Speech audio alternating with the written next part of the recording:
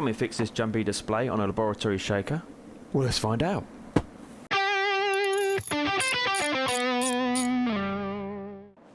And we're back with another exciting video for you.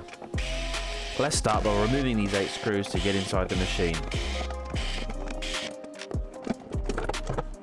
Then remove these 3 nuts which hold the display board on.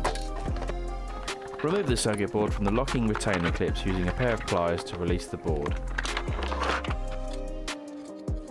And here is the faulty component. Rotary encoders are often found in Stuart shakers and some centrifuges. These wear out over time, so just need replacing.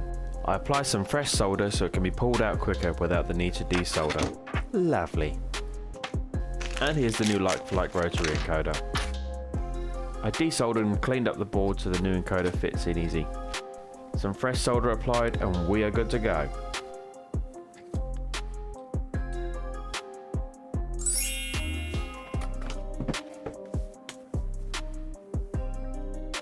And as if by magic, it now works. You better like this video.